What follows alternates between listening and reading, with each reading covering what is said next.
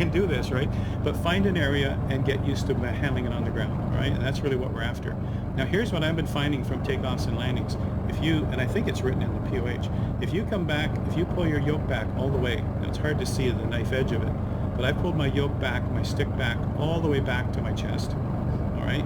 And now I'm going to taxi like that, and I find it's more stable. It actually, as the wind, we'll just say the wind, as the air hits that back elevator, it sort of keeps that castering wheel on the ground. Look at that. I'm going to just try turning a little. Oh, you can see it starting to tip. Correct it before it tips.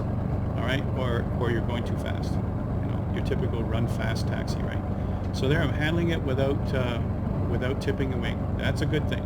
Now I'm going to stop up here. Let's say it's a hold short. I'm going too fast to slam on the brakes. Watch this prop strike. Here we come. Right? If I do it too fast, ooh, let go of my brakes quick.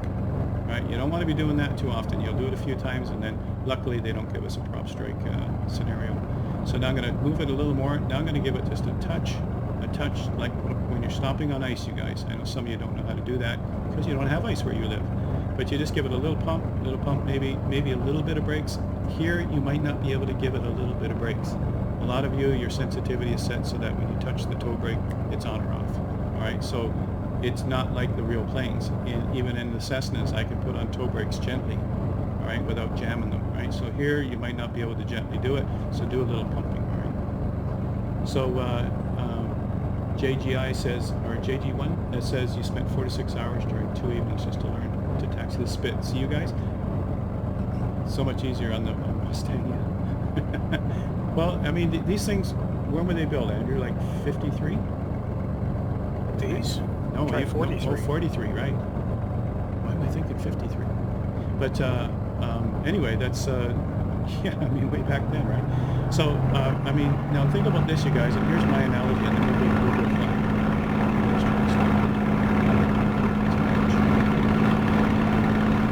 So think of the analogy of this. When you look at a swan, the swans are on the side.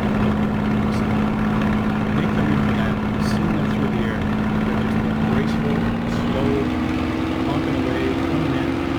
They come into the water, they put up their wet feet, they sit there, they flap around.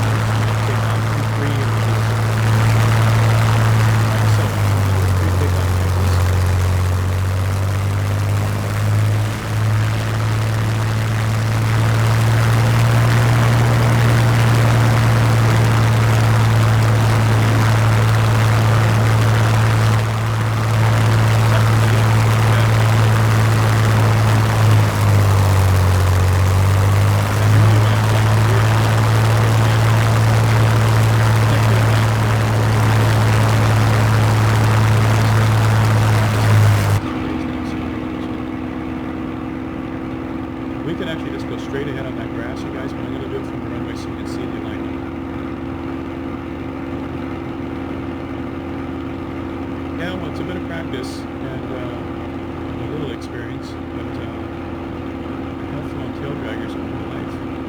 But that's a challenge too. And I've flown ultralights too, still fly those. Cessna 72 tricycles. But here we are, and you know, here's the displaced threshold. You can take off on here just to land on it. The reason they have the displaced threshold here at 0.3 now is because behind the river stuff. I don't know if that's for real. It must be, because why would they give us a displaced threshold? Typically it's buildings or trees. All right, so I just want to go through a couple of checklist items and then we'll get going. One of the first things you'll want to do is make sure the canopy is closed. So let's just, hey, thanks for following, Finn. So up here, one of the first things I did want to show you here, when you get in the plane, you got in through this wing on this door. If you just click that, there's something. Oh, it is. It was closed, you got it. See that? That's why you can't click it. And then up here, oh yeah, I just opened the canopy. This is a piece of wire with a handle on it. Just so you can grab it. Just reach behind you, and you just pull it forward, just like that. And now it's closed. And it's open. And all those fumes are to your face. Alright, so that's that. Now we're just going to do the last checklist items. What are we looking for? Let me just go in the plane for a second. That's good. Very big engine in front. So now I'm just going to have a quick look here at anything else we need to do. So we are going to turn up the throttle till we're at about 4.5 here. Well, that's actually 6 right there. 7 is right here. We're going to go right there. That's it. I was doing so many takeoffs at full power, like other small engines, small airplanes like the Cessnas. This one, you got to be careful. That's one of the things, or else you ground loop, wingtip, all of this stuff. Now, the second thing I'm going to do while I'm taking off, the second thing I'm going to do, yeah, if I sat here,